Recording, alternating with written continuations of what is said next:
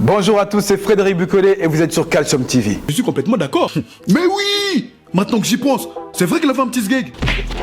T'allais vraiment jeter mon flyer, mec? Quoi? Qu'est-ce qu'on va bien pouvoir faire des os? Calcium là. Mais oui, monsieur.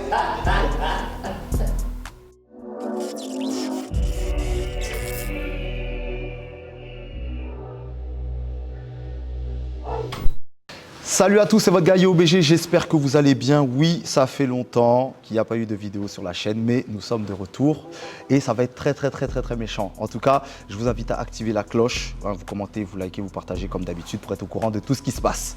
Et aujourd'hui, je suis avec un invité exceptionnel.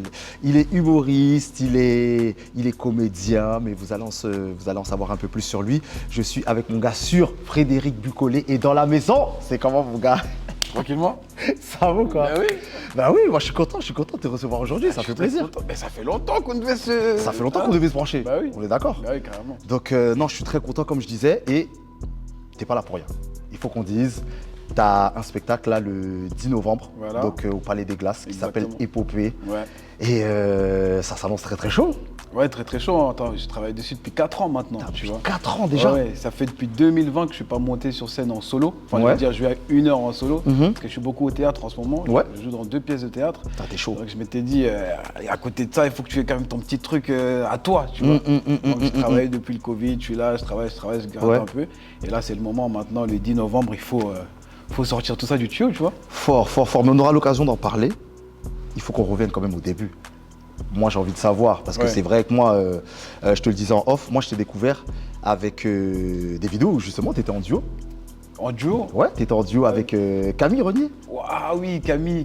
Ah, Camille, je te salue déjà, Camille. Non, Oui. Camille Régnier, c'est vrai. Donc ouais, moi, je t'avais connu avec ces vidéos-là, mais moi, déjà, j'aimerais savoir, toi, qu'est-ce qui t'a donné envie, tu vois, d'aller, tu vois, de ce côté de l'humour, de faire des vidéos, tout ça, qu'est-ce qui t'a donné envie? Est-ce qu'il y a des gens qui t'ont inspiré ou pas du tout?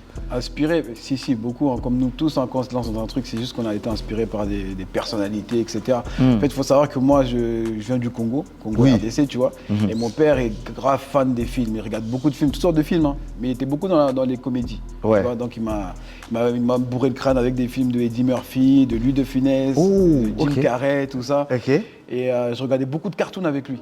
C'est pour ça que souvent dans mes vidéos, tu vois, je suis très cartoon, je fais des grimaces, tout ça, tu vois. Exactement. En plus, on va en parler de ça parce que je me disais que tu as un visage ultra expressif. Ça veut dire qu'en fait, tu n'as même pas besoin de parler pour faire passer une émotion. C'est un truc de ouf, ça. Tu sais que c'est très fort. Ah, moi je sais que je m'en sers comme ça. Parfois je parle pas, c'est vrai que je peux être là, je te fais des. Oh, comment Ouais, c'est Direct, tu vois. ouais. Donc ça me sert beaucoup parfois juste pour faire passer des messages directement. Mhm. Et comme les cartoons, j'aime bien le rythme cartoonesque, tu Ouais. vois, il est très très Ouais. saccadé. Donc ça me sert beaucoup. Et ouais, non, pour répondre à ta question de tout à l'heure, c'est quand j'étais gamin, mon père il avait acheté une caméra en fait, tu sais les anciennes caméras Oui. où tu peux mettre des cassettes VHS. Ouais, dedans. des cassettes, Des wow, gros truc trucs, de voilà. ouf. Il m'avait acheté ça, il me filmait tout le temps avec ma mère, tu vois. Mhm. Et après un jour il m'a montré comment filmer. Et Ouais. à l'époque c'était simple, il n'y avait pas autant d'options que maintenant sur les caméras. Ouais. Tu posais la grosse caméra là, tu regardais dans le truc, tu appuyais sur REC, Et ça y est, c'était réglé. zoom, dézoom et c'était bon. C'est tu vois. exactement ça. Et voilà, Ouais. et en grandissant, j'ai gardé cette habitude-là. Quand je suis arrivé en Belgique, je crois que c'était à 15 ans, je me suis acheté un appareil photo numérique, un truc comme ça. Ok, tu vois. Et ouais. les premiers appareils, il n'y avait pas encore de son, tu avais juste l'image. Oui, t'avais juste l'image, Donc, truc du de coup- ouf. Et là, tu m'as rappelé des trucs de fou. Je te jure, t'avais plein de trucs comme ça, que Ouais. l'image.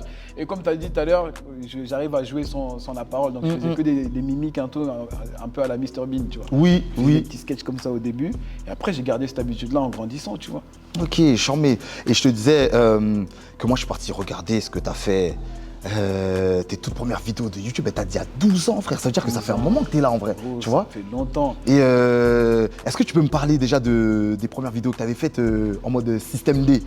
Ouah, et là, tu avais dit 12 ans, Système D, c'était 2014 ans. Mais Ah ouais. il y avait avant encore. Il y avait avant Et encore, à ok. l'époque, on était sur Dailymotion, gros. Il y avait- Dailymotion. je te jure, il n'y avait pas encore YouTube comme tu vois maintenant. De tu vois. ouf, ouais. Et je me rappelle, il y avait Rémi Gaillard sur YouTube, Oui. sur Dailymotion, Oui, Mister V, Et il y avait Cyprien à l'époque qui s'appelait Monsieur Dream dessus. Oui. Et il y avait moi, j'étais sur Dailymotion. Et en fait, si tu veux, comme je te disais tout à l'heure, je faisais toujours des petites vidéos avec des potes de temps en temps, à l'école et tout. J'avais toujours une petite ma Caneswap et je demandais aux potos de jouer avec moi, tu vois. Ouais. Et c'était toujours de l'impro.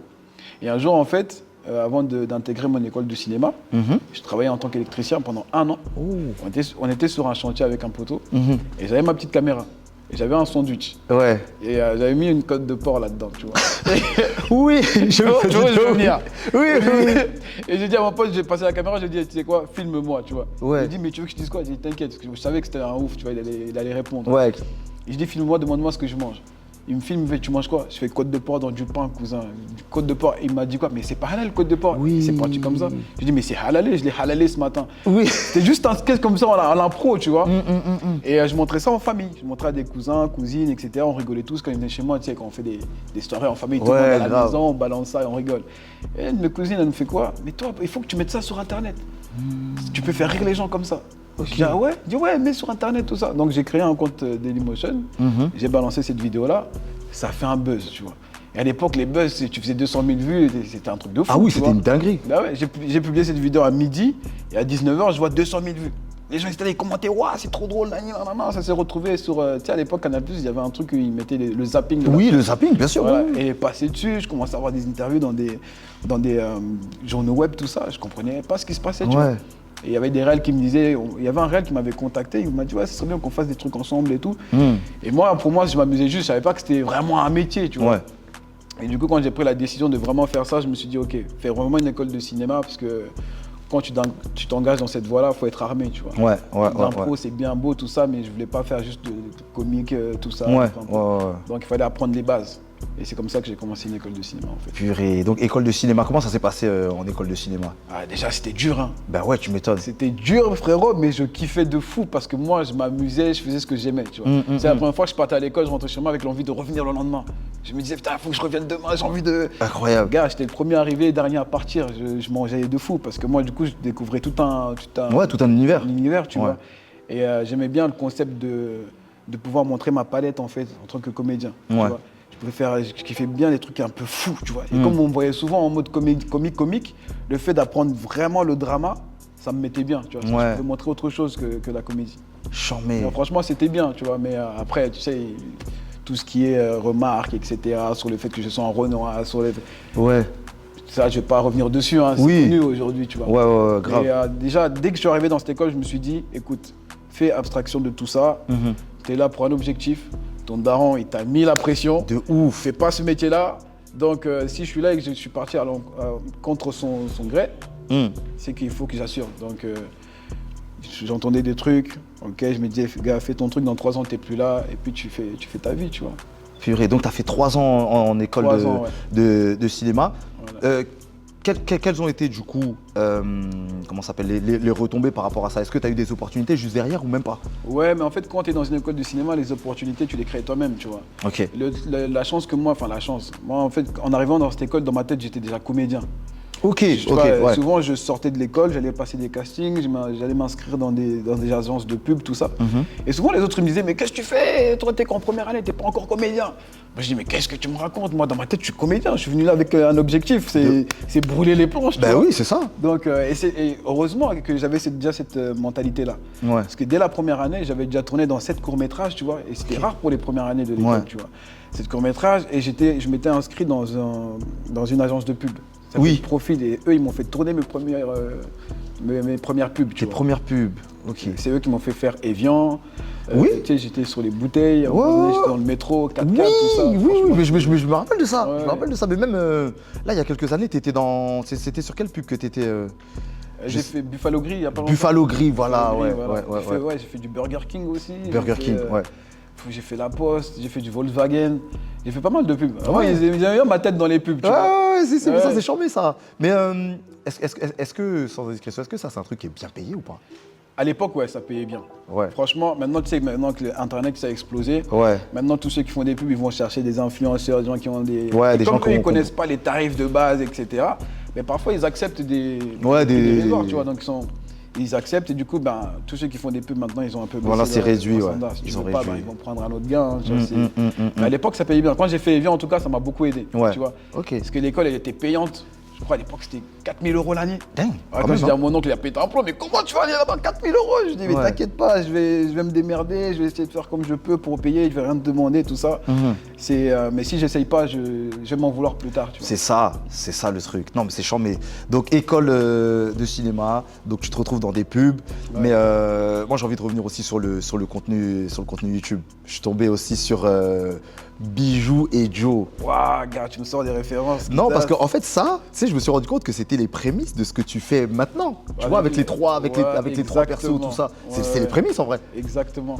En fait, moi, j'ai toujours kiffé jouer plusieurs personnages, tu vois. Ouais. Parce que quand je regardais Eddie Murphy dans Prince à New York, c'est la première fois que je voyais un gars. Oh, t'es chaud. Je te jure, moi, quand j'ai vu ce film, tu sais, je regardais le truc, je me disais, mais on dirait Eddie Murphy, mais tu sais, j'étais encore très jeune. Je ne me rendais pas compte que c'était vraiment lui. Grave. Mais à la fin, quand tu vois le générique, tu vois tel personnage, Eddie Murphy, scénario, et j'ai dit, oh le salopard, c'est tout ça. Ouais. J'ai dit, ok.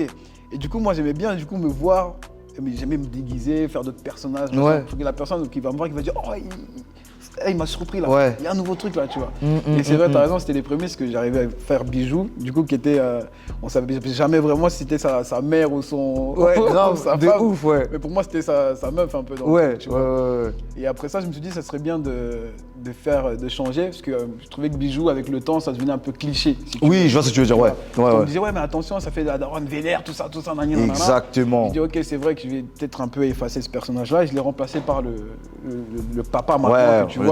Qui est un peu plus posé, même s'il est taquin, tout ça, comme le daron, tu vois. De ouf. Et je me suis dit, et c'est un pote, Aziz Aboudrar, qui m'a dit, mais frérot, tu devrais ajouter un autre personnage, tu vois, quand tu fais le thug, parce que parfois quand je suis avec eux, je suis là, ouais, comment gros, ouais, c'est trop marrant en plus. En coup, il faudrait que tu ajoutes un personnage comme ça.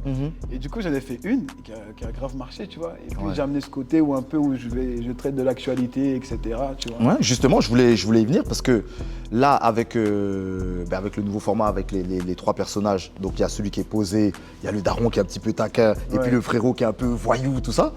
Je trouve que tu es ultra engagé en vrai. Tu fais passer plein de messages au-delà de ça. C'est pas juste un truc où on rigole, parce que voilà, il y a un ton qui est assez humoristique, bien sûr, mais tu fais passer des vrais messages aussi.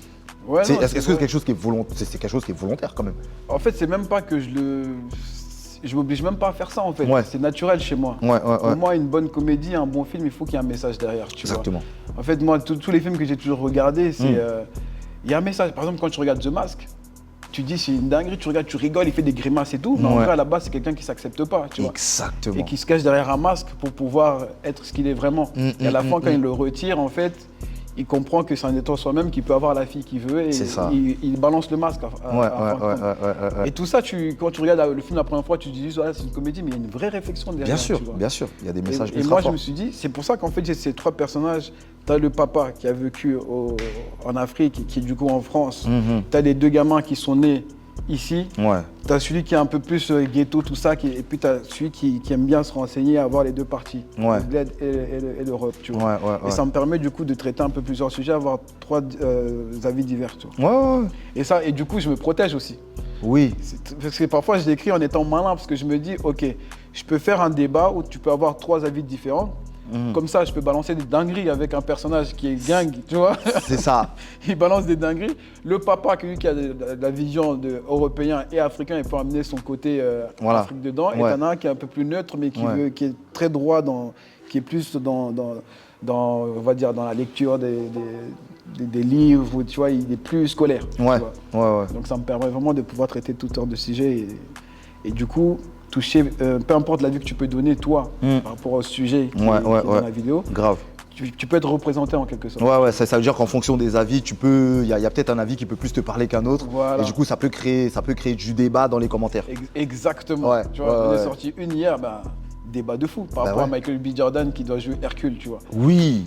C'était un sujet que je me disais, mais c'est une dinguerie parce que là, Disney, ils reprennent tous les anciens personnages parfois qui peuvent remettre des renoms à la place. Mais il y a plein de choses qu'on peut créer avec la mythologie africaine, etc., tout ce qu'il y a, tu vois. Oui, J'ai l'impression que pour pouvoir nous donner des rôles, il faut qu'on nous remplace par des personnages qui existaient déjà avant. Il y a plein de trucs qu'on peut créer, les gars, tu vois. On ne mérite pas juste de reprendre des trucs déjà du réchauffé, tu vois. C'est vrai. Je vais traiter de ça aussi. Donc, voilà. Non, mais il faut que je revienne sur ce que je te disais.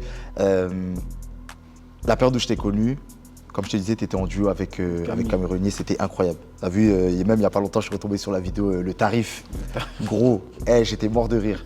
Vous avez enchaîné plein de vidéos comme ça et je me suis toujours posé la question, mais vous étiez ensemble ou pas avec Camille? Non, il y avait une très bonne connexion. Franchement, de toutes les meufs que j'ai connues, que ce soit amie ou pas, je crois que c'est la personne où j'ai été plus connecté. Tu vois, on avait le même humour. Dès que je lui disais, il y a une idée, vas-y, je suis là, chaud, machin. Et elle a beaucoup d'énergie. Et quand on est ensemble, on a presque la même énergie, tu vois, la même énergie. Et je me suis dit, ben vas-y, fais des vidéos avec Camille, tu vois. Et à chaque fois que je proposais un sujet, parfois elle proposait son truc, et comme tu l'as vu, c'est pour ça que ça matchait bien. Ça matchait bien. Et non, on n'était pas ensemble, c'était juste une amie, tu vois. Gros, moi je veux dire la vérité, moi je voulais que vous soyez ensemble. Non, moi je voulais, je me suis dit, c'est comment, c'est ça go, c'est pas ça go, tout ça, machin. Et franchement, comme je te disais, il y avait une connexion de ouf. Moi, j'étais persuadé que vous étiez ensemble. Non, même pas. Vraiment, c'est-à-dire que tu as vu cette période-là, quand je regardais les vidéos, je me suis dit, mais non. Parce que quand je l'ai connu, moi, j'étais en couple déjà. D'accord. J'étais en couple avec. D'ailleurs, ça avait même causé des problèmes à l'époque parce qu'il y avait tellement cette alchimie-là avec les gens. Derrière, oui, vous êtes ensemble, fais gaffe, cette meuf-là avec ton gars, mon ex, elle pétait des plombs, tu vois. Mais je peux comprendre. Bah oui. Non, j'étais en couple. Et après, comme je me suis séparé, elle était en couple, tu vois. D'accord, ok. On n'a jamais eu l'occasion de se connecter, tout ça, mais c'est toujours une très bonne amie, tu vois. Ok. Big up à elle, Camille, franchement. Même parfois, je regarde nos sketchs, je me dis, waouh, cette meuf, elle est incroyable. Ouais, purée, non, c'était charmé. C'était charmé de ouf. Vraiment, rien à dire. Frérot, on fait une petite parenthèse. Dis-moi. Tu vois, moi, j'ai une petite séquence ici qui s'appelle, comment ça s'appelle, ton morceau pour. C'est-à-dire, en gros, moi, je te donne une situation. Et toi, tu dois me donner un morceau par rapport à la situation. Ah, ok. Super simple. Par contre, il y a un petit piège, mais je te le dis pas tout de suite. Donc là, c'est simple. Ton morceau pour, t'as vu quand tu fais une bonne séance de sport, genre. Le morceau, genre, qui... Ah, il y a peut-être du Hulk Henry, gros. Hulk Henry, mon gars, lui, je l'écoute depuis le collège. Le Book Gif. Oui, le Book Quel Gif, morceau? T'étais obligé de faire un petit truc, là. Ça, c'est... comment dire? Appelle-moi Sangoku, niveau 4, aux cheveux longs, appelle-moi... c'était quoi déjà? Putain. En plus, c'est un fan de manga de fou. Non, fais-moi un bail, fais-moi un bail. Attends. S'il te plaît, fais-moi un truc. Si tu parles mal, appelle-moi Gif sur la joue. Si tu peux créer mon nom jusqu'à prendre du sirop pour la toux, appelle-moi Magnum, Cobra, Wolverine. Mec, j'ai trop de noms, appelle-moi Sangoku. Ah, voilà. Frère, voilà. Non, je suis là, appelle-moi Sangoku, niveau 4 avec les cheveux longs. Ah non. Merci, j'aime bien. C'est revenu. J'aime bien, on en profite pour faire un gros big up. Hulk Henry, le Book Gif, c'est important, c'est lourd. Donc voilà, ça c'était une petite parenthèse. Il faut qu'on parle absolument de ton spectacle. Donc, qui aura lieu là dans un mois en vrai, un jour pour jour. Oui, là, ça. Clairement, tu vois. Donc le 10 novembre au Palais des Glaces. À 20h. Donc tu as dit que c'est un truc que c'est un spectacle que tu as écrit depuis 2020. Oui, depuis 2020. Enfin, j'avais déjà les prémices, j'avais déjà ce spectacle-là. C'était mon tout premier spectacle, tu vois. C'est juste que là, je l'ai remasterisé, tu vois. J'ai pris beaucoup de maturité depuis. Donc, on va dire j'ai changé carrément 70% du spectacle. Ah ouais, 70%. Ouais. Parce qu'à l'époque, j'étais un peu plus timide, tu vois. J'essayais encore la scène en solo, etc. Je faisais des choses, mais j'allais jamais vraiment au bout, tu vois. Et puis, comme c'est très personnel, je parle de ma vie, de quand j'ai quitté le Congo, je suis arrivé en Belgique. Après, je suis arrivé en France et comment je me suis retrouvé comédien, tout ça. Il y avait encore des trucs que je pouvais pas trop parler. J'étais un peu pudique, tu vois. Maintenant, je me suis dit, c'est bon, maintenant, tu vois, tu te caches beaucoup derrière les personnages, tout ça dans tes vidéos. Parce qu'on ne voit pas souvent être face caméra, parler comme certains le font, tu vois. Je suis plus efficace quand je suis dans des personnages. Et là, sur scène, c'est vraiment moi, je raconte vraiment mon histoire et tout, et je me livre un peu plus, tu vois. Donc ça parle vraiment de résilience, de la quête du bonheur et de l'acharnement dans le travail, tu vois. Et qu'est-ce que je voulais te dire par rapport à ça? Parce que, tu sais, on se retrouve souvent dans une période, tu vois, où on doute, où on se dit peut-être que je suis pas fait pour ça, peut-être que j'ai l'impression de faire des choses mais ça stagne un petit peu, tout ça. Est-ce que toi tu t'es déjà retrouvé dans la situation où à un moment donné tu as eu envie de tout arrêter, genre? Et si ça a été le cas, comment tu as fait justement pour te remotiver? Est-ce qu'il y a eu des proches? Est-ce qu'il y a eu des gens qui t'ont redonné une force, du courage? Franchement, je pense que tout artiste a un moment comme ça. Tous les artistes passent par là, tu vois. Surtout quand tu fais un travail de comédien, un travail quand tu crées, tu vois. Tu es obligé de douter et c'est normal. Tu sais, moi j'ai compris ce truc-là. À l'époque, quand je doutais, j'avais eu du mal à... Quand je me retrouvais devant une feuille blanche et tout, je me disais, putain, t'arrives pas, c'est peut-être pas fait pour toi. Non, peut-être pas, c'est pas que c'est pas fait pour toi. Tu vois, je me disais, mais qu'est-ce qui cloche chez toi en fait? Qu'est-ce qui va pas? Tout le monde machin. Et j'ai compris qu'en fait, ça, là, c'est normal. Ouais. C'est le processus juste avant que tu éclates la feuille blanche. Tu vois ce que je veux dire? Et maintenant, limite, quand je me retrouve devant cette feuille blanche-là, je souris. Je me dis, ah, je me connais. Quand je suis comme ça, là, en train de réfléchir, ça veut dire que dans 2-3 jours, quand ça va sortir, je vais brûler la feuille. Ouais, tu vas envoyer un truc lourd. Mais ce que je fais, c'est que moi, je travaille beaucoup mon mindset. Oui. Ça veut dire que chez moi, dès que je me lève, devant ma porte de sortie de chambre, tu as une feuille avec plein d'écritures motivantes qui dit fais ce que tu aimes dans la vie, donne-toi à fond, etc. On n'a qu'une seule vie. Donc, tu vois, il y a plein de phrases comme ça. Même dans ma salle de bain, je vais te montrer mon savon, il y a écrit et tout ça. T'es un mec exceptionnel, ce jour va être incroyable, tout ça. Donne-toi comme si c'était le dernier jour, tu vois. Oh, purée. Et à l'entrée de ma salle de bain, tu as une photo de moi. À l'entrée de ma salle de bain, tu as une photo de moi petit, quand j'avais 10 ans, quand j'ai quitté le bled. Ouais. Et j'ai toujours l'impression que je dois beaucoup à ce petit gamin-là. Oui. Tu vois. Parce que pour moi, c'était c'était un changement de vie total. Ouais. Il y avait eu une vraie cassure. Et je me suis toujours dit, tout ce que j'ai vécu à ce moment-là, tout le mal que j'ai pu avoir en tant que gamin, de quitter mon bled, la famille, etc. J'ai l'impression que moi, en tant qu'adulte, je dois récompenser ce petit garçon-là. Tu vois. Tout ce qui lui a manqué, je dois lui redonner tout ça. Donc en fait, dans ma porte de la salle de bain, j'ai ma photo et en dessous, il y a écrit, c'est comme si c'était le petit qui me parlait. Qui me disait, Freddy, aujourd'hui est un autre jour, un jour de plus dans notre vie. Tu vas être meilleur encore que les jours précédents. T'inquiète pas, ça va aller. T'es un bon, t'es acteur, comédien, humoriste, scénariste. Tu peux tout faire, éclate ce game. Damn. Non, check-moi mon gars. Gars, je te jure. Oh purée, c'est lourd. Je me dis ça et je me dis on vient de très loin. Et tout ce qu'on a traversé, parce que quand je suis arrivé, je parlais pas bien français, on se foutait de ma gueule et tout. On m'a fait comprendre que j'étais pas souvent le bienvenu à certains endroits. Tu vois. Et malgré ça, aujourd'hui, j'arrive à faire des textes. Je monte devant centaines de personnes, je parle fort et je les fais rire, machin, tu vois. Et je me dis, gars, tout ça, tu as réussi à faire tout ça. Tu peux encore aller plus loin. Donc, tu es à ta place. Tu n'es pas là pour rien. Tu n'es pas un imposteur. Tu vois ce que je veux dire? Grave. Et ça, c'est important dans la vie d'un artiste, je crois, pour regarder un peu le chemin parcouru. Tu vois, chez moi, parfois les gens viennent chez moi et disent « Ouais, t'es narcissique ». Non, pas du tout. Tu sais, je mets par exemple, mon précédent spectacle, j'ai le poster au mur, ma série que j'écris pour TV5 Monde, Bakoul Marabout. J'ai aussi les affiches chez moi, tu vois. J'ai mon truc de YouTube, j'ai tous mes trucs. Et quand je suis là devant et que je suis en doute, je me dis, OK, regarde sur le mur. Regarde ce que t'as accompli. T'as fait ça. Gars, et tout ça, t'as fait alors que t'es un petit blédard. Tu peux encore aller plus loin, donc t'inquiète, on y va. Donc je peux souffrir pendant, une journée sur ma feuille, mais je sais qu'à un moment donné, je vais y aller, tu vois. Incroyable. C'est important. Moi, en tout cas, je m'en sors comme ça, tu vois. Je valide à 2000%. Frérot, est-ce que tu peux me donner 3 raisons de venir voir ton spectacle? 3 raisons. Déjà, c'est un spectacle motivateur. Tu vois. Ça va te motiver à surmonter tes peurs. Tu vois, parce que vu ce que moi j'ai vécu, j'estime que je dois partager en fait mon expérience avec d'autres personnes qui peuvent se retrouver dans ma situation. Tu vois. Parce que moi, étant gamin, je me suis dit que si j'avais eu des modèles, en fait, des grands frères que je pouvais prendre en exemple, qui pouvaient me motiver tout le temps, ça m'aurait peut-être sorti de certaines galères. Tu vois. Et donc déjà, quand tu es dans mon spectacle, tu vas déjà apprendre à bien me connaître. Tu vas voir le vrai Frédéric Bucollet. Et c'est pas que juste un pur stand-up. C'est un show. Je fais des personnages, il y a de la danse, de la musique, tu vois. Il y a plein de trucs, tu vas te dire, oh ouais, ok, en fait là on voit vraiment un show, tu vois. Donc déjà ces 2 raisons-là. La 3e raison est que c'est juste pour bien passer un bon moment et oublier un peu ses soucis, tu vois. Très important. Avec tout ce que j'ai pu donner maintenant sur les réseaux, je vois comment le public me fait un très bon retour. Me voir sur scène et échanger face à face, ça peut être une très bonne chose. En fait, de toute façon, c'est spectacle vivant. Du coup, là, tu auras les retours directs. C'est pas comme quand tu es sur les réseaux où y a des émoticônes, de mort de rire, tout ça. Là, c'est vraiment, si t'es drôle, tu vois. Et c'est ça qui est puissant, parce que moi, ça me remotive derrière de prendre tout ça de face, tu vois. Et même moi, de donner à mon public. Et je pense que c'est ça qui est paradoxal, en fait. Nous, pour être bien, on est obligé de rendre les autres heureux. C'est ça qui est fou. Parce que nous, les humoristes, quand on fait pas rigoler les gens, on n'est pas bien.